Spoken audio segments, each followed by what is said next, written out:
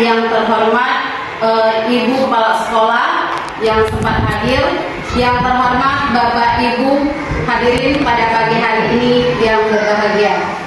Alhamdulillah, puji syukur kita panjatkan karena berkat rahmat-Nya lah kita masih bisa berkumpul untuk bersama-sama menimba ilmu mungkin ya tentang budaya positif.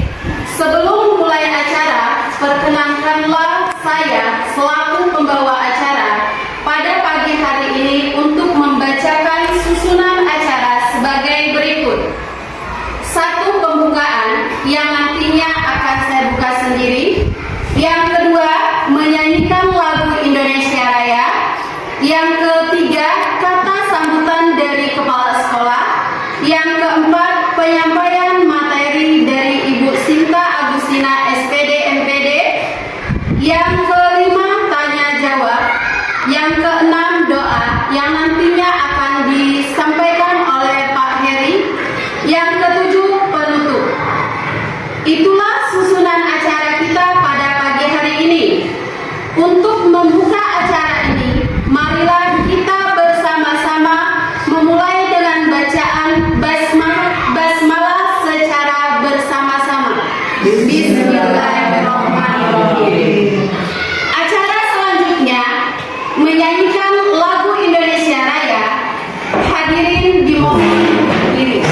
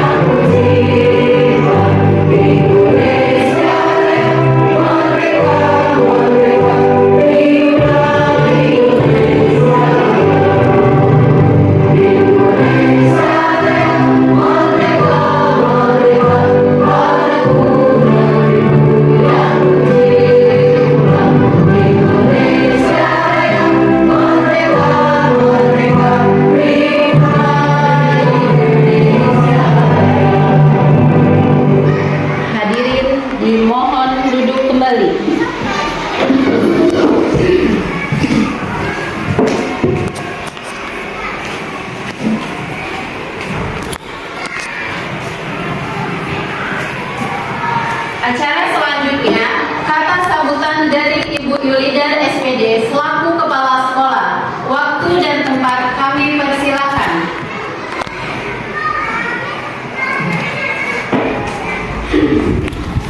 Assalamualaikum warahmatullahi wabarakatuh. Waalaikumsalam warahmatullahi wabarakatuh.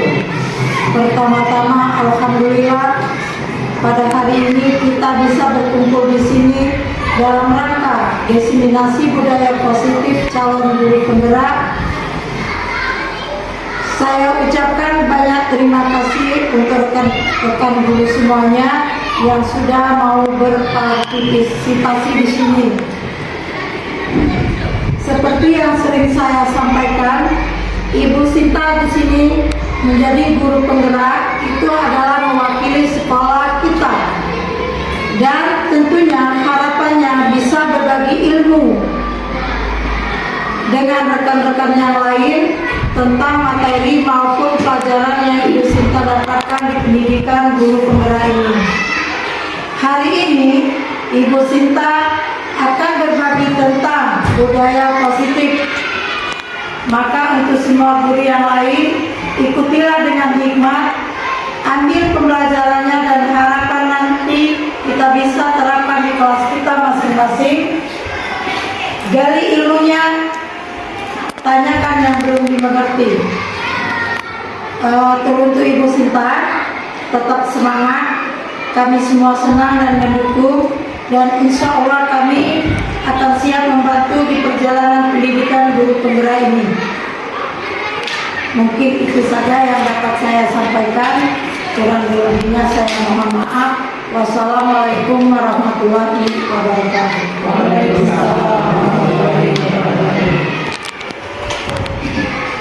Acara selanjutnya penyampaian materi tentang budaya positif yang akan disampaikan oleh Ibu Sinta Agustina SPD MPD.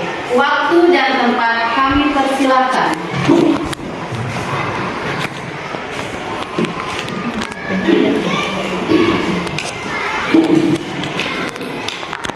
Baiklah, terima kasih kepada moderator.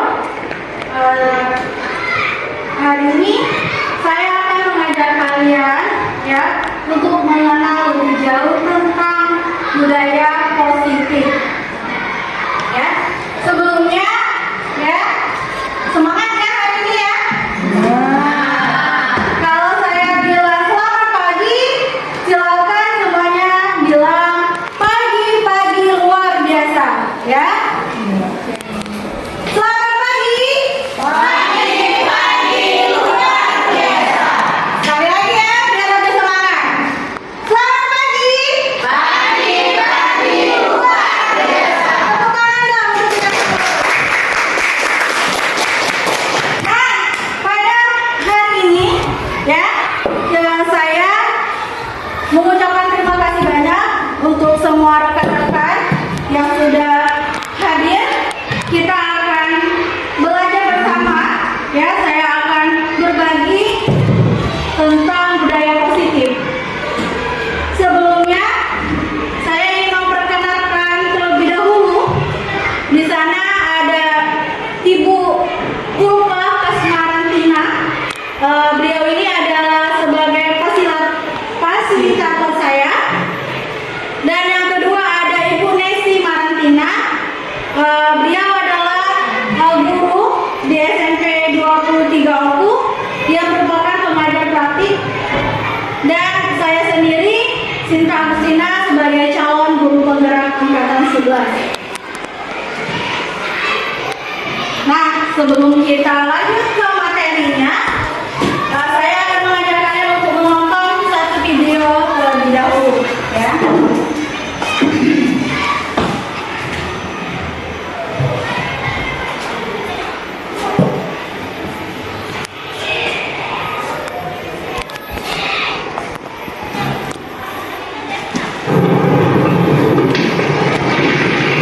Silakan untuk rekan-rekan, silakan kita tonton dan simak bagaimana videonya.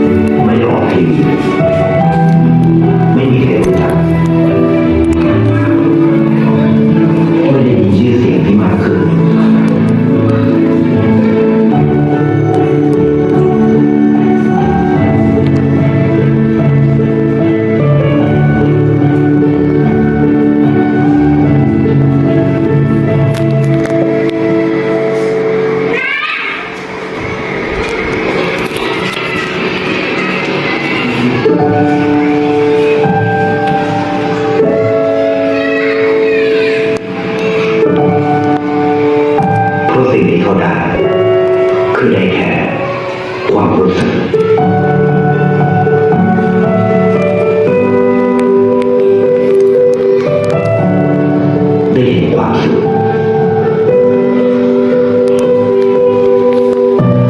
ได้เข้าใจ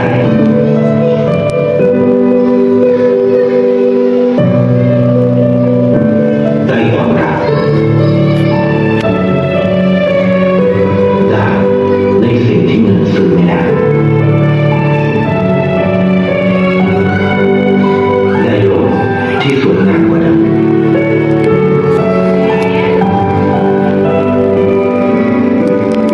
ในชีวิตคุณอะไรคือสิ่งที่คุณต้องการมากที่สุดทางประกันชีวิตเชื่อในความ Oke. Ini adalah sebuah video inspiratif dari tetangga sebelah, negara sebelah, ya. Kira-kira ada yang mau tunjuk tangan menyampaikan apa sih makna dari video yang saya tayangkan tadi? Boleh? Yang ingin tunjuk tangan? Boleh? Boleh Ibu Rita ya? Silakan Ibu Rita.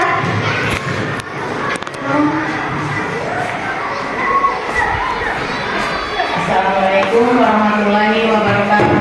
Waalaikumsalam warahmatullahi wabarakatuh.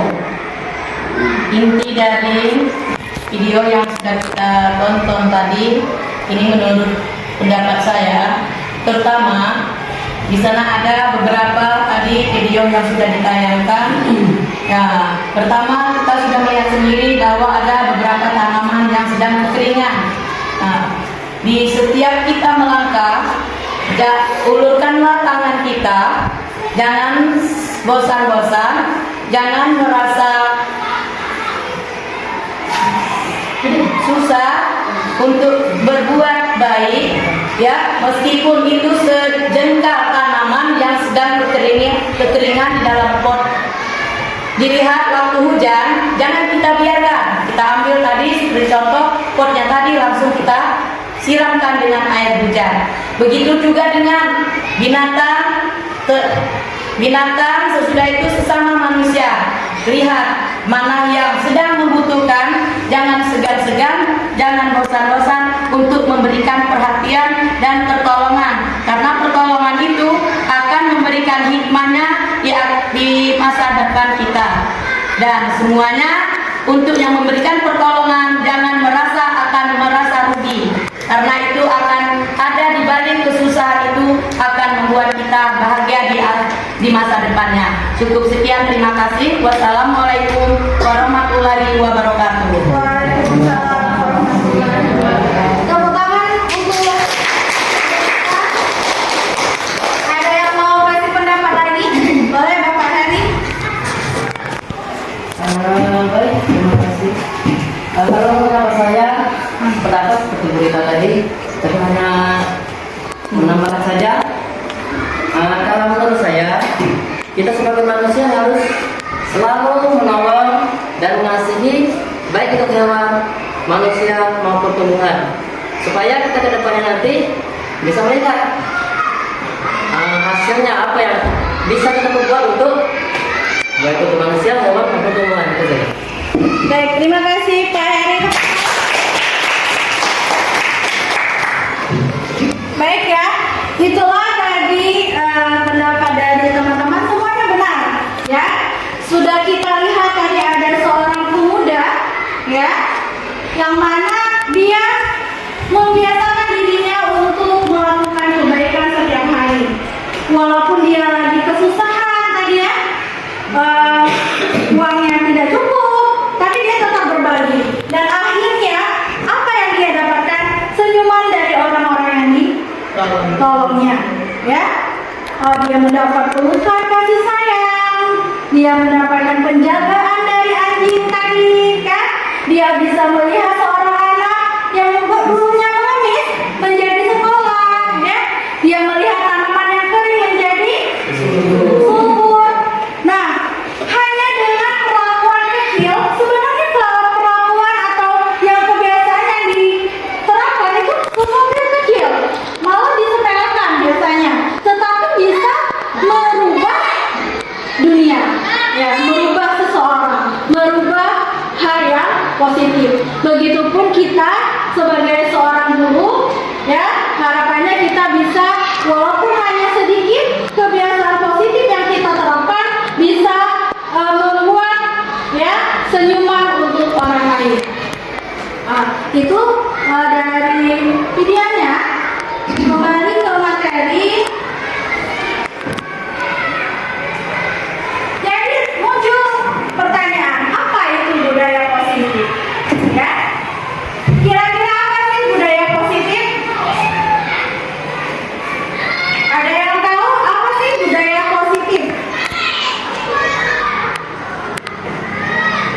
Dari melihat video tadi kita tahu, oh itu adalah contoh budaya positif. Apa sih budaya positif? Ada yang mau menyampaikan?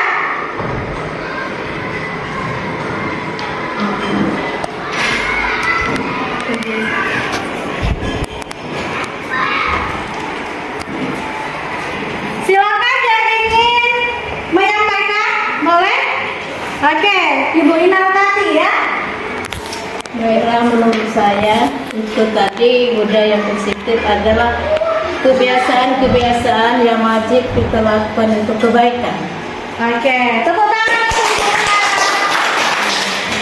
Iya, ya budaya positif itu adalah kebiasaan baik atau kebiasaan positif.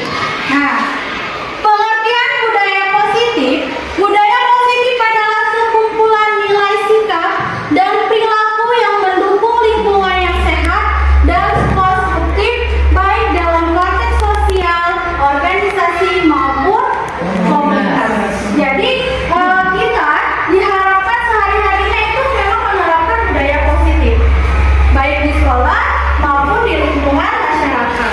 Contohnya di sekolah kita, sebenarnya di sekolah kita sudah menerapkan budaya positif, ya. Salah satunya, ya, kita menerapkan pembacaan Yasin bersama di hari Jumat. Itu adalah contoh dari budaya positif, di mana kita mengajarkan anak-anak kita, ya, untuk mendekatkan diri kepada Tuhan, belajar beragama, ya. Itu adalah salah satu harapan kita yang kita buat. Nah, budaya positif ini yang saya dapatkan kemarin ternyata lebih banyak, Bu, ya. Dan ada beberapa budaya positif, ya, yang akan saya terapkan atau yang saya akan mengajak kalian untuk menerapkannya di sekolah kita. Yang pertama itu ada keyakinan kelas dan yang kedua segitiga restitusi. Itu adalah dua, ya, budaya positif, ya, yang akan saya bagikan pada hari ini untuk kita semua. Muncul pertanyaan nih, ya. Peraturan kelas dan keyakinan kelas adalah suatu hal yang sama. Kira-kira yes atau no? Boleh angkat tangan. Ini siapa saja boleh berpendapat, ya, yang berbeda, ya. Boleh yang yes. Pengalaman peraturan dan keyakinan kelas itu sama, Bu. Nah, silakan angkat tangan yang yes. Yang berpendapat ya atau yang berpendapat tidak sama. Boleh. Ini. Yes. Oke. Ada yang yes, ya. Berapa orang nih yang yes? 1, 2, 3, 4, 5, 6, 7, 8. Oke. Yang no? Berarti 1, 2, 3. Oke. Kita lihat yang mana yang benar, ya. Yes or no? Ini beda. Ya, kita lihat di sana. Peraturan kelas dan keyakinan kelas itu berbeda, Bu. Ya, berbeda. Apa sih bedanya?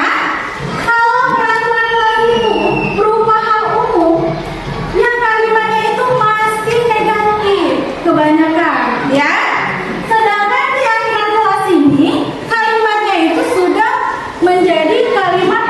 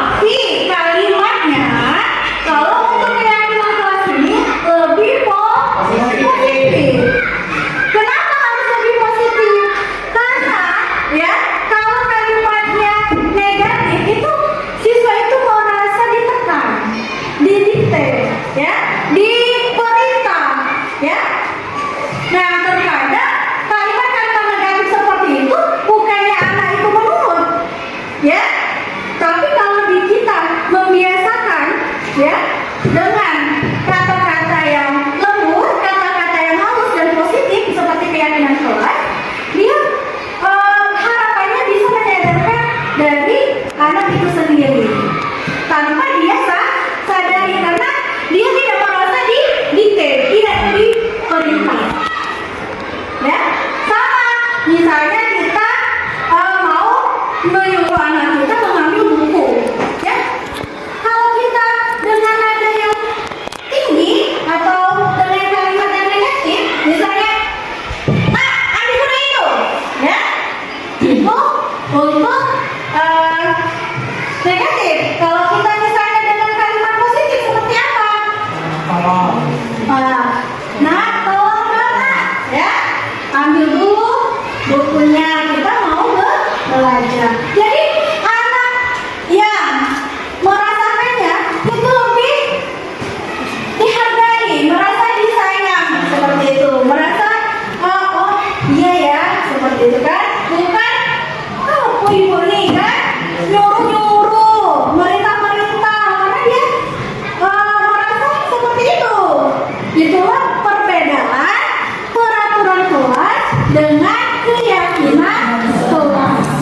Sampai di sini paham ya? Insya Allah. Oke. Nah, bagaimana prosedur pembentukan keyakinan kelas? Kalau peraturan seringnya kita langsung dari kita sendiri. Nah, ini adalah peraturan kelas kita. Kita sendiri yang membuat. Tetapi keyakinan kelas ini berbeda, Bu. Yang membuatnya kita diskusikan secara bersama-sama dengan kesepakatan siswa. Ya, jadi bukan semena-mena kita dilarang ini, seperti peraturan. Tapi kalau keyakinan kelas ini kita mengambil kesepakatan bersama, diskusi bersama dengan siswa. Bagaimana caranya? Ini yang pertama, mempersilahkan warga sekolah atau murid-murid di sekolah atau di kelas untuk bercurah pendapat tentang peraturan yang perlu disepakati di sekolah. Itu yang pertama. Jadi kita tanyakan dulu kepada anak-anak. Nah, seharusnya sebaiknya kita di kelas seperti apa ya? Seperti itu. Jadi mereka berpendapat, Bu, itu tidak boleh ngobrol, Bu, kan? Seperti itu kan? Tidak boleh merokok, Bu, ya? Atau baju kita harus rapi, Bu, karena mereka masih mempunyai pendapat sendiri. Itu yang pertama. Yang kedua, kita catat semua masukan para siswa, ya, di papan tulis atau di kertas besar, ya, di mana semua anggota kelas bisa melihat hasil dari pendapat teman-temannya. Itu prosedur yang kedua. Yang ketiga, kita susunlah keyakinan kelas sesuai prosedur pembentukan keyakinan kelas. Gantilah kalimat-kalimat yang negatif ke dalam positif. Ya, jadi pastinya teman-teman tadi atau anak-anak kita tadi dia menulisnya dengan kalimat negatif. Pasti kan? Misalnya dilarang merokok, ya kan? Tidak boleh ribut atau tidak boleh mencuri, seperti itu kan? Nah, kita susun, mungkin kita lihat, kita jadikan atau kita ubah kalimat tersebut menjadi kalimat positif. Itu prosedur yang ketiga. Yang keempat, kita tinjau kembali data jumlah pendapat yang sudah dicatat. Anda mungkin akan mendapati bahwa pernyataan yang tertulis di sana masih banyak berupa peraturan yang tadi, ya, kita lihat maksudnya, ya. Yang ini ya pendapat siswa-siswa tadi sudah berupa kalimat positif atau sudah dalam bentuk kalimat negatif, masih kalimat negatif, ya. Yang kelima, tinjau ulang keyakinan sekolah secara bersama-sama. Kita ajak anak-anak kita, ya. Bagaimana anak-anak, ya?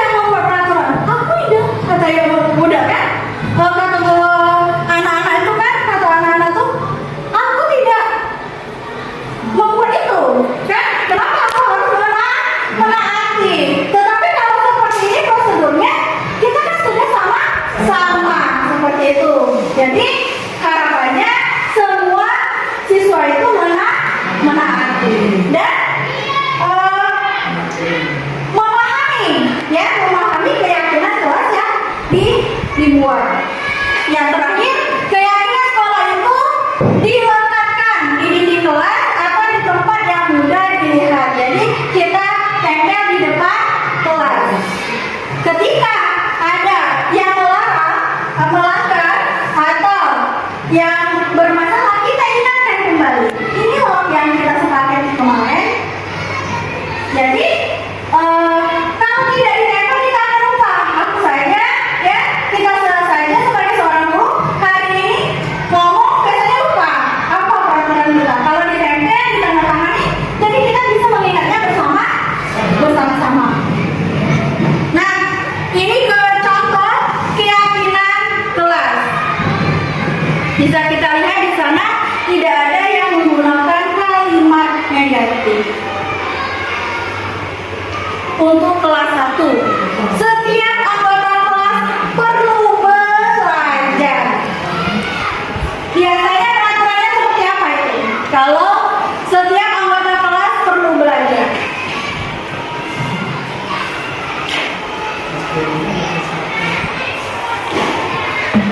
Biasanya kita membuat peraturan kelas ya. Mendengarkan, silakan mendengarkan penjelasan guru saat pembelajaran. Betul kan? Jadi keyakinannya setiap anggota itu kita itu perlu belajar. Jadi positifnya belajar itu diperlukan. Bukan silakan. Kalau silakan tadi merintah. Merintah bahwa dia nyuruh kita belajar. Silakan belajar lah. Tapi dia tidak tahu apakah belajar itu diperlukan atau tidak. Kalau dengan kalimat ini, oh ternyata kita itu semuanya perlu belajar. Yang kedua, anggota kelas perlu senang. Nah, biasanya apa ini yang jadi peraturan? Ya, dilarang menjahili teman. Ya, dilarang menjahili teman di kelas. Ya, kita buat kalimat positif. Jangan seperti itu. Setiap anggota kelas perlu senang. Berarti semua anak-anak itu perlu kesenangan. Ya. Berarti kalau senang tidak ada yang menjahili, ya kan?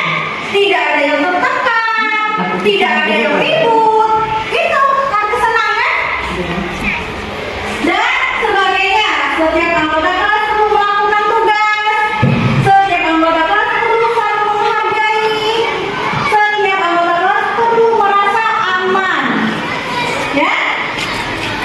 Yang keyakinan kelas 5, di sana ada selalu bersikap positif, senantiasa menjadi diri terbaik. Nah, yang ini senantiasa menjadi diri terbaik. Biasanya kita peraturannya banyak ya, yang berpedoman dengan ini. Maknanya sama. Kalau menjadi yang diri terbaik berarti apa? Harus berprestasi, dia harus bersungguh-sungguh belajar, dia harus menaati peraturan, ya kan menjadi diri terbaik. Ya, itu kalimatnya. Jadi banyak peraturan-peraturan itu bisa kita jadikan hanya satu keyakinan dengan kalimat yang positif. Itu bisa semuanya membacanya di sana ya. Oke ya? Paham ya ibu-ibu ya? Paham Bapak Ibu?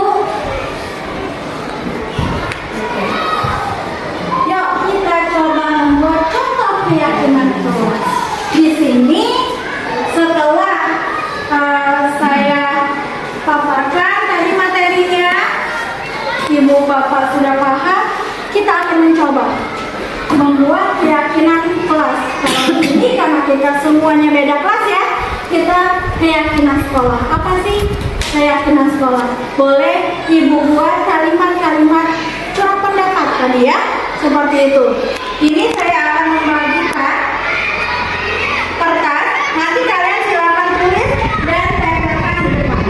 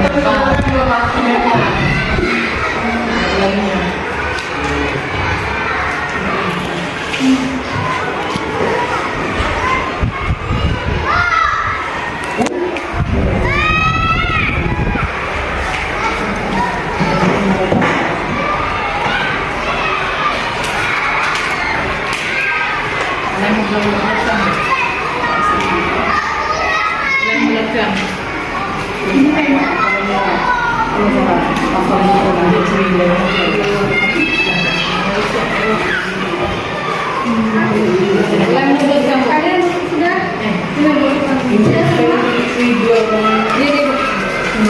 Sudah semuanya? Ya. Nah, bolehkah teman-teman semua boleh menuliskan di sana kira-kira keyakinan kelas atau keyakinan kita di sekolah, ya? Boleh. Satu saja. Apa sih kira-kira keyakinan sekolah kita yang perlu kita tuliskan atau kita buat? Kita harus mau sekolah seperti apa?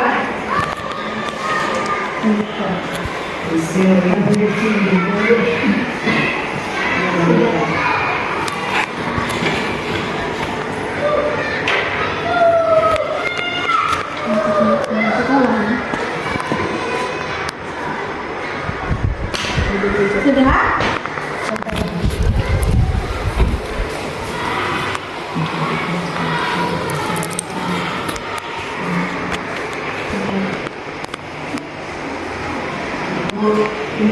Sudah? Kalau sudah selesai,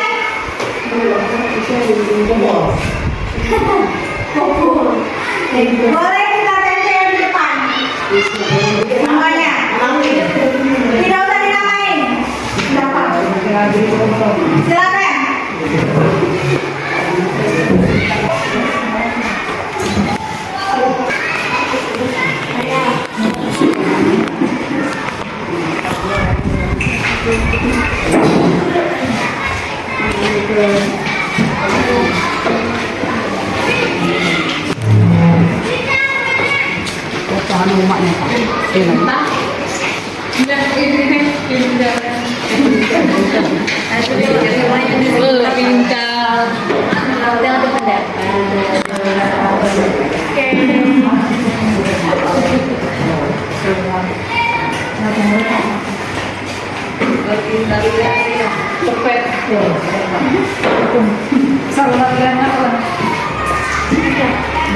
Sudah semuanya ya?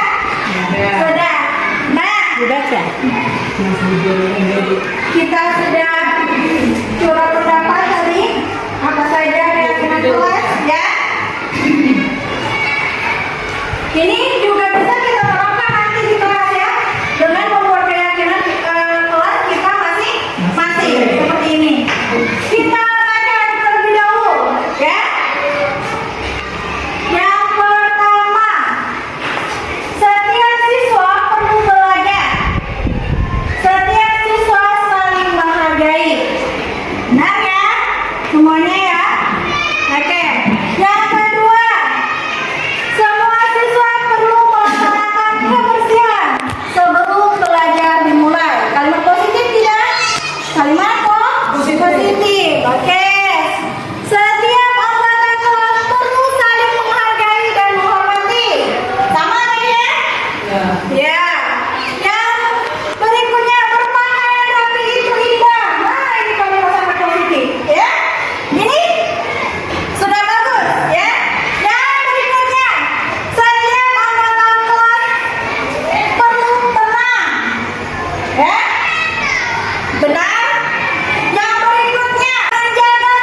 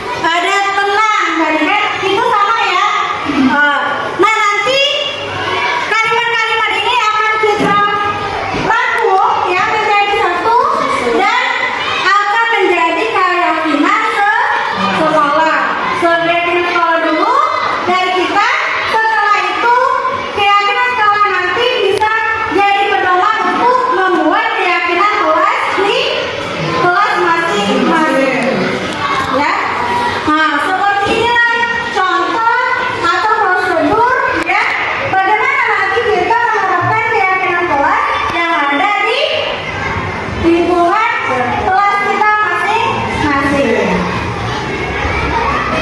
Oke, karena sudah mulai ngantuk, kurang fokus, kita joget dulu ya. Let's begin dulu.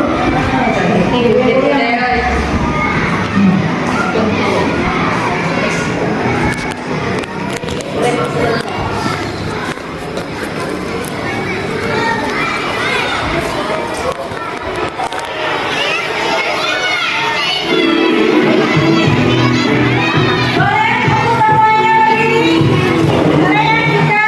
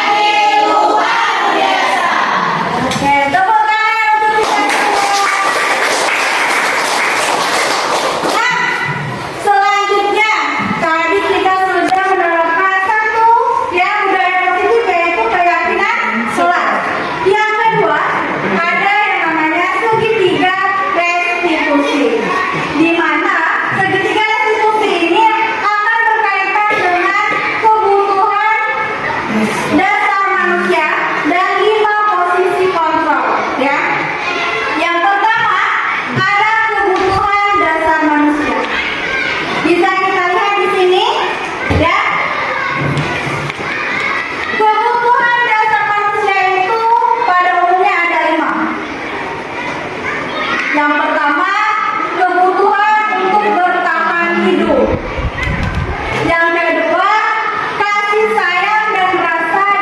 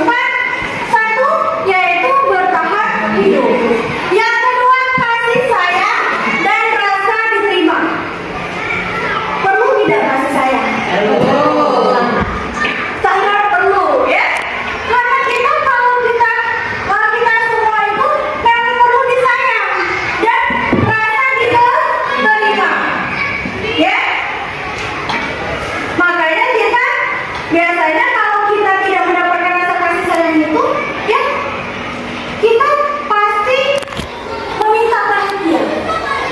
Ya, bagaimana agar kita mendapatkan kasih sayang tersebut? Ya, seperti itu juga dengan murid kita. Siswa itu butuh kasih sayang. Ya, makanya banyak siswa itu yang mencari perhatian. Dan dia mau diterima. Ada rasa diterima. Oh, aku nih ada loh di kelas. Ya. Makanya kita di kelas sekali kita anak-anaknya itu dipanggil, disuruh ke depan. Karena itu dalam memenuhi kebutuhan mereka, kebutuhan manusia, sama seperti kita. Kita perlu disayang, perlu rasa terima. Kalau kita anak tersebut tidak pernah sama sekali kita ada ke depan, itu dia merasa oh aku ini ada tidak, dianggap tidak di sekolah, dianggap tidak di kelas. Nah, makanya banyak perilaku anak kita itu kadang itu menyimpang, nakal. Kenapa? Karena itu bentuk perhatian, bentuk dia ingin memenuhi kebutuhan dasarnya. Yang berikutnya, kebebasan. Kebebasan ini dalam hal positif. Tuh, ya. Kadang itu kebutuhan kita itu berbeda-beda, Bu. Ada yang butuh bebas berpendapat. Di kelas misalnya, anak-anak di kelas. Kalau kita hanya si A terus yang disuruh jawab pertanyaannya, yang teman-temannya itu sebenarnya mau menjawab, mau, ya, tapi tidak ada kesempatan.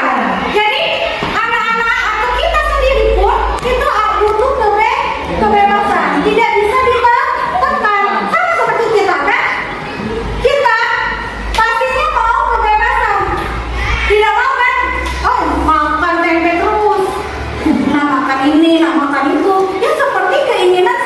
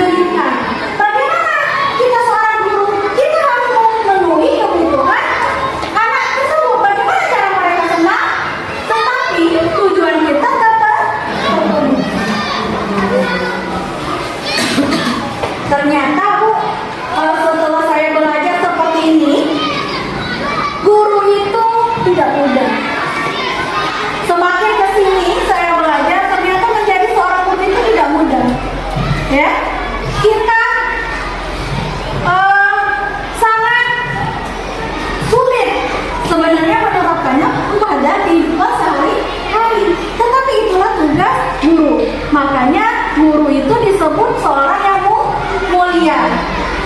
Ya, seorang yang mulia. Itu kebutuhan dasar manusia.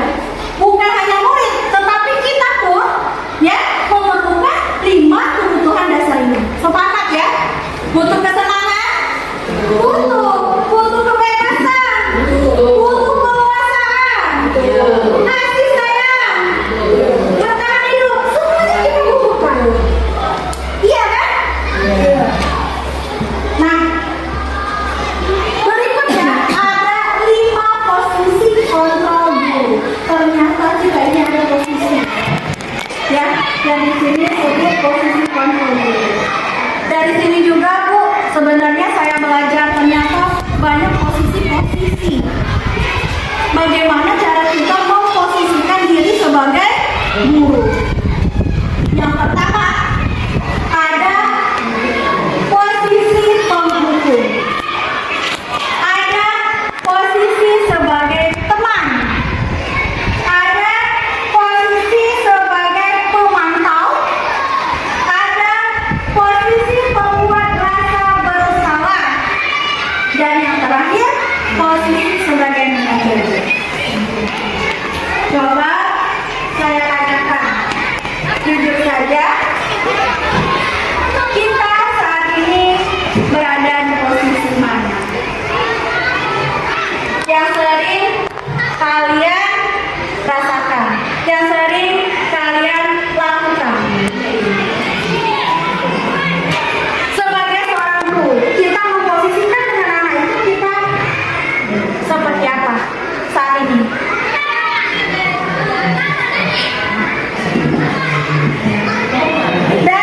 Dari kita posisi mana tadi? Apakah kita penghukum? Apakah kita teman? Teman-teman. Oke. Ada lagi? Sekarang ya yang kalian terapkan sekarang pada saat ini, kondisinya faktanya pada saat ini.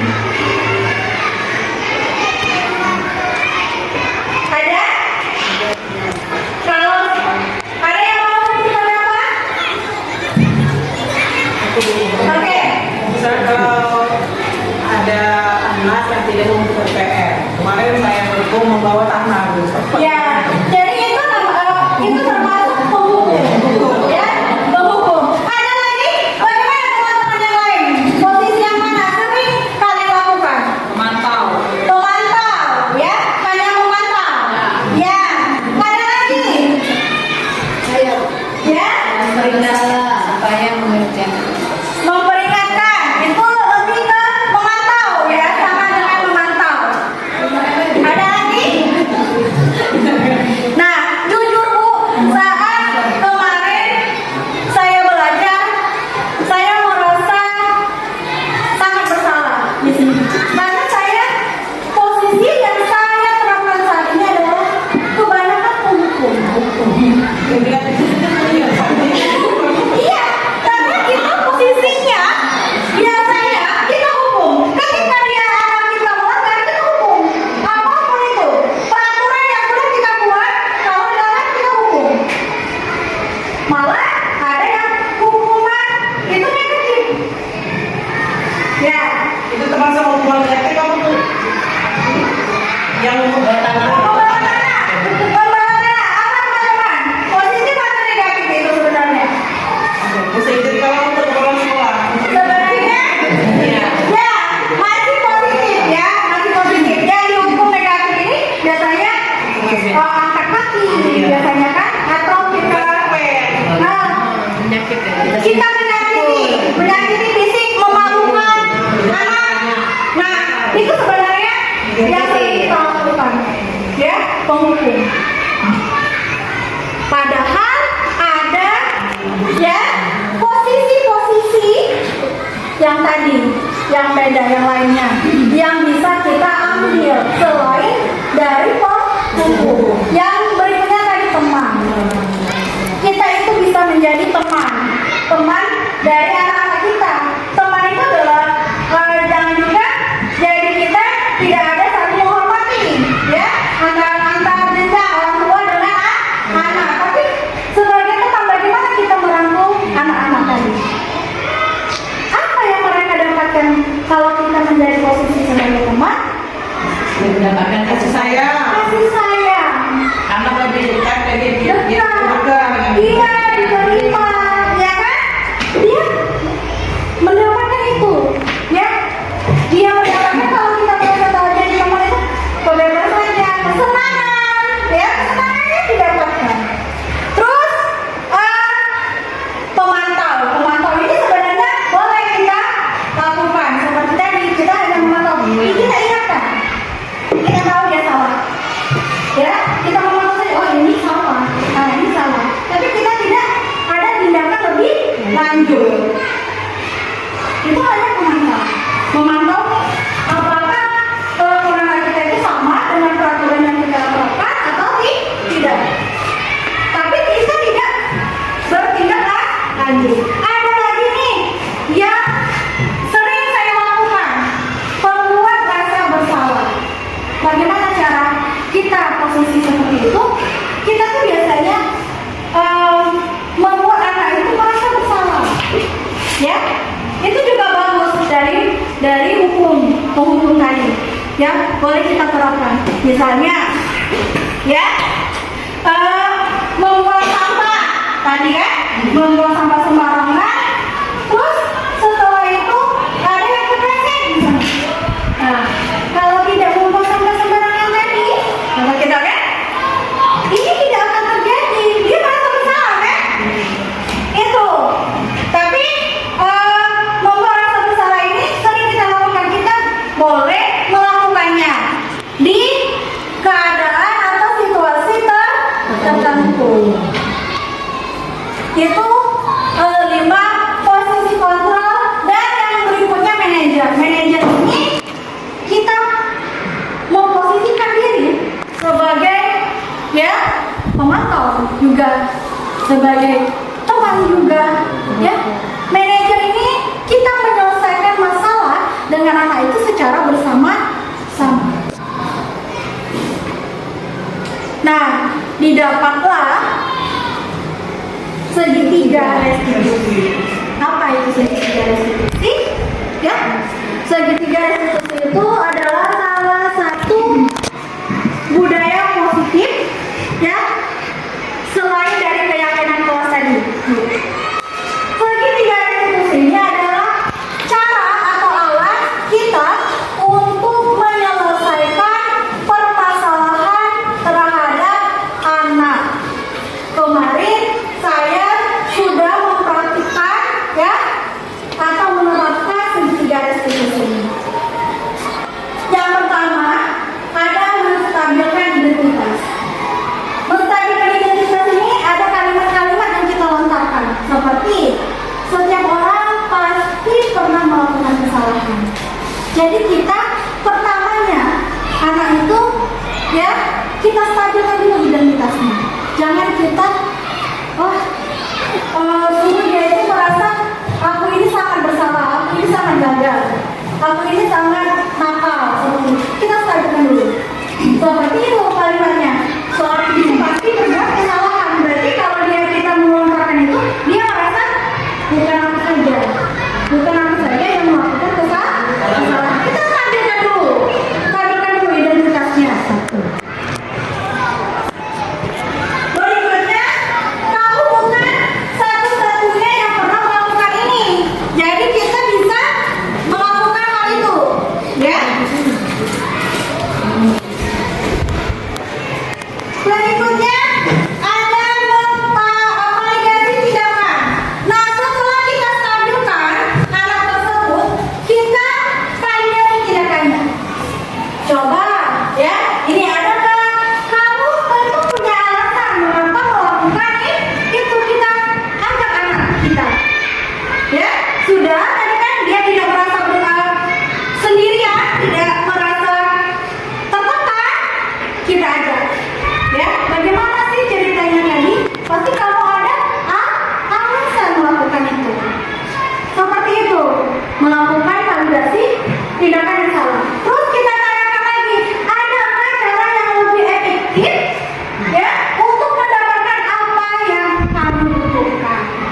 Sesuai dengan misalnya kata anaknya, Bu, aku melakukan itu karena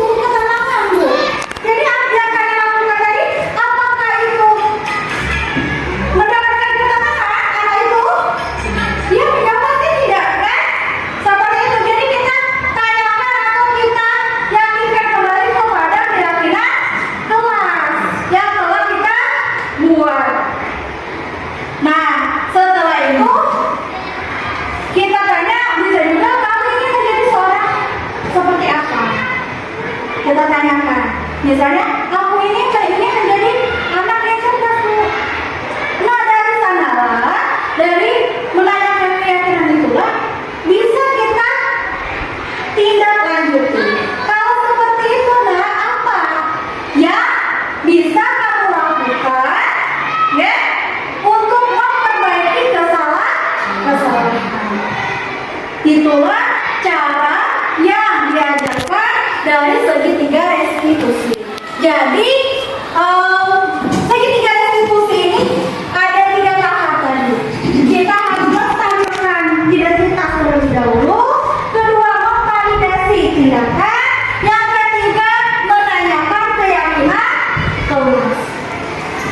Jadi, dengan ya menerapkan segitiga restitusi ini, harapannya ya kita bisa memecahkan masalah anak-anak itu dengan yang lebih positif.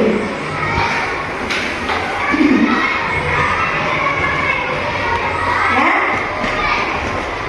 Apa kalau kita menerapkan segitiga restitusi ini? Apa, Bu, posisi kita? Posisi kita menjadi posisi manajer. Kita berdiskusi bersama anak, ya, menyepakati, ya, dan mencurahkan pendapat. Dia anak itu mau difasilitasi, jangan kita langsung menghukum seperti tadi, ya. Kita tidak tahu alasannya apa dia melakukan itu. Kebutuhan apa? Mungkin kita tidak memenuhi kebutuhannya, ya. Berarti kalau kita tidak memenuhi kebutuhannya, yang salah sebenarnya kita.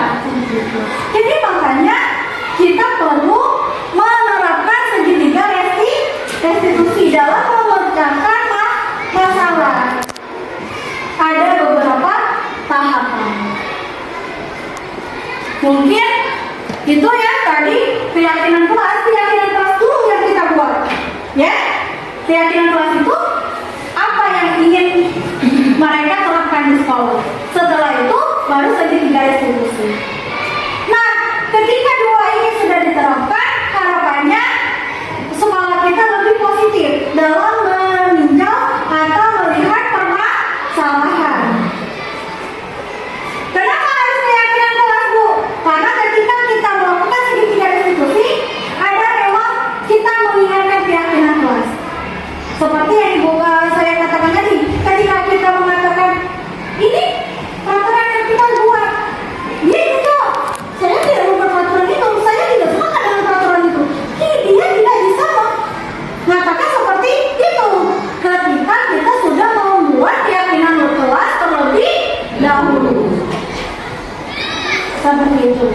Itulah segitiga restitusi, dan harapannya kita semua bisa menerapkan keyakinan kelas ini di kelas masing-masing ke depannya, dan segala permasalahan yang muncul di sekolah kita bisa kita atasi dengan segitiga restitusi.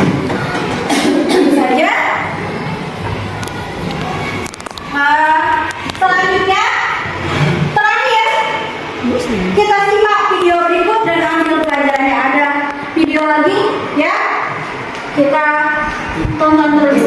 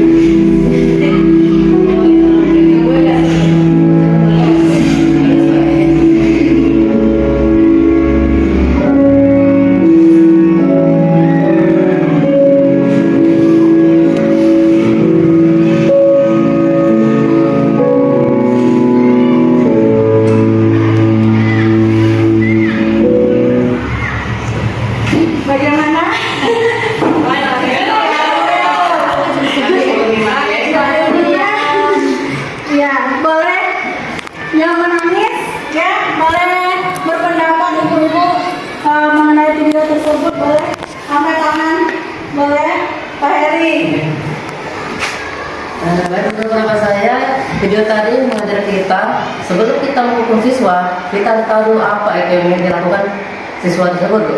Dan sampai kita menyesal kemudian gitu. Ya, terima kasih tepuk tangan. Ada yang lagi yang lain ingin mencurahkan pendapatnya? Tadi banyak yang nangis, saya lihat. Boleh ibu-ibu? Boleh. Dari video yang kita tonton tadi, bahwa kita itu setiap mau menghukum murid kita atau siswa kita itu, kita perlu tahu dulu kenapa siswa kita itu terlambat. Kita tanya dulu, jangan langsung kita menindaki sendiri, menjatuhkan hukuman. Semoga setelah kita tahu seperti tadi, akhirnya guru itu merasa bersalah karena dia belum tahu apa yang dilakukan oleh anak tersebut, sehingga kita sudah menjatuhkan hukuman. Akhirnya guru merasa malu dan merasa bersalah. Menurut saya. Terima kasih Bu Rita, terima kasih semuanya. Iya ya, seperti yang kita tonton tadi, ada peristiwa yang sering kita alami sebenarnya, yang sering kita lihat di keadaan lingkungan kita. Siswa yang terlambat tadi ya, bermasalah. Kita langsung menghukum. Walaupun dia sudah berkali-kali terlambat, ya, sampai dia terbiasa, Bu. Sampai mengadakan Langsung mengadakan panen. Yang kita harapkan anaknya tadi tidak terlambat lagi dengan menghukumnya, tetapi dia malah membiasakan diri. Itu yang pelajaran yang pertama. Artinya menghukum itu tidak efektif untuk kita lakukan. Bukan hanya anak, bukan untuk berubah, tetapi malah dia merasa tertantang, terbiasa seperti itu. Yang kedua, kita sebagai seorang guru harus tahu dulu permasalahannya itu apa. Karena setiap orang itu pasti ada kesalahan, merasa kita itu berbuat salah. Sama seperti kita, Bu. Kita itu pasti berbuat kesalahan. Tidak mungkin kita tidak pernah melakukan kesalahan. Makanya tadi apa yang kita terapkan dalam memecahkan masalah siswa, kita menerapkan segitiga restitusi. Harapannya kenapa? Kita ada 3 tahapan tadi kan? Kita bisa melaksanakannya dan tidak salah sasaran. Ya, itu dari video tadi. Ya, bisa kita ambil pelajarannya. Mungkin itu saja yang dapat saya sampaikan pada hari ini. Ya, selanjutnya boleh yang ingin bertanya.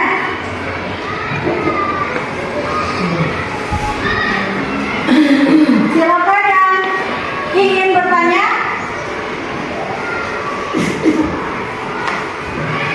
Atau tidak ada yang ingin bertanya? Sudah paham semua? Tadi ada yang ingin bertanya lagi tentang keyakinan kelas dan segitiga restitusi.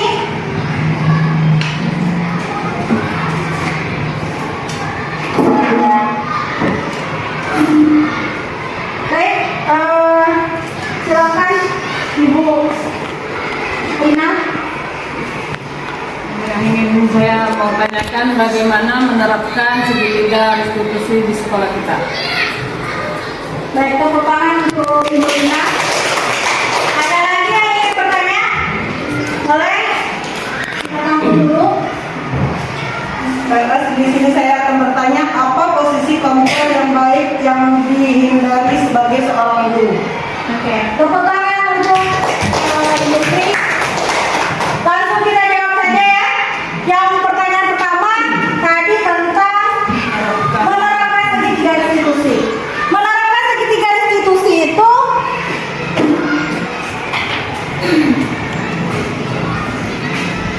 yang kita terapkan 3 tahap ini, ibu-ibu. Ya, ketika anak kita misalnya melakukan kesalahan, ya, kita kita posisikan anaknya kita berdua, misalnya dengan anak ya. Yang pertama yang kita terapkan itu menstabilkan identitasnya. Kita tanya seperti pertanyaan itu. Kita stabilkan dulu identitasnya, ya.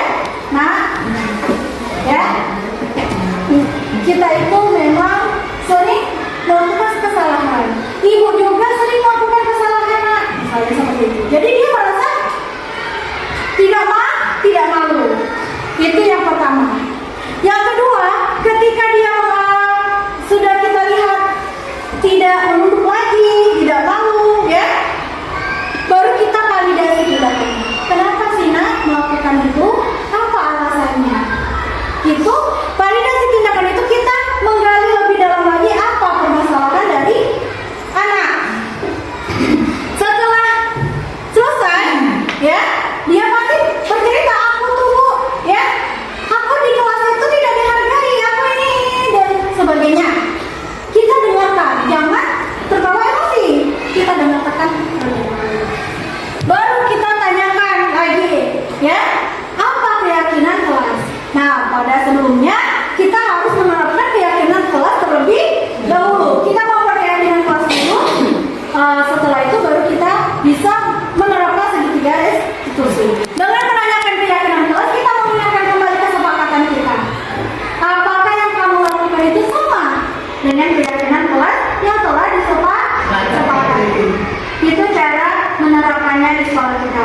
Jadi harapannya setelah ini, ya, kita menerapkan keyakinan kelas dulu, kita buat keyakinan kelas masing-masing. Setelah itu, apabila ada yang bermasalah, kita terapkan segitiga restitusi. Sepakat Ibu ya? Kita bukan jangan menjadi ya hukum seperti tadi. Ya, kita harus tahu dulu permasalahan orang itu apa melakukan kesalahan itu. Jangan langsung dihukum, langsung bertindak semaunya. Sama ya, kita lanjut lagi dengan pertanyaan kedua. Tadi apa posisi yang baik dan yang dihindari? Yang dihindari pastinya posisi penghukum. Kita harus berusaha menghindari posisi penghukum sebagai guru. Karena posisi penghukum itu bukan mendekatkan anak tapi menjauhkan anak. Ketika anak jauh, kita tidak akan bisa lagi menuntut mereka seperti yang apa yang kita inginkan. Jadi anak itu perlu merasa dekat dulu. Karena kalau kita hukum, itu mau balas dendam bisa, dendam yang muncul bisa. Tapi ketika kita memposisikan diri sebagai manajer, nah yang diharapkan yang tadi ya pertanyaannya apa posisi yang terbaik? Posisi terbaik itu manajer. Kita harus berdiskusikan sama-sama. Dan juga yang lain-lainnya tadi, posisi teman boleh kita terapkan dalam kondisi tertentu, ya, seperti itu. Jadi kalau ditanya apa yang harus dihindari, jelas penghukum. Yang kedua, yang paling baik itu posisi manajer. Gitu, Ibu ya, Ibu Tri dengan Ibu Tina. Paham ya? Ya, harapannya setelah ini kita bisa menerapkannya di sekolah. Ya, kita bukan menjadi guru yang menghukum lagi, kita dekat dengan anak-anak. Ketika kita dekat dengan anak-anak, maka kesenangan akan kita dapatkan semuanya. Kita akan merasa senang, anak pun akan merasa senang. Kebutuhan dasar dari manusia itu kita dapatkan, maka semuanya insya Allah akan berjalan dengan baik. Seperti itu. Itu saja mungkin ya kalimat positif yang saya rangkum dari materi kita. Sebarkan kebaikan dan selalu berpikir positif, kunci kebahagiaan sesungguhnya. Jadi kita jangan merasa malas menyebarkan kebaikan, karena kalau kita menyebarkan kebaikan itu pasti ada yang akan kita tuai. Dan kebahagiaan, berpikir positif, jangan negatif dulu terhadap orang. Ini pasti gara-gara bangun kesiangan, ini pasti gara-gara ini, itu. Jangan dulu, kita harus berpikir positif. Dengan seperti itu, rasa dendam tidak akan muncul, ya, penekanan tidak akan muncul, hukuman tidak akan muncul, dan kebahagiaan yang akan kita dapatkan. Mungkin itu saja, ya.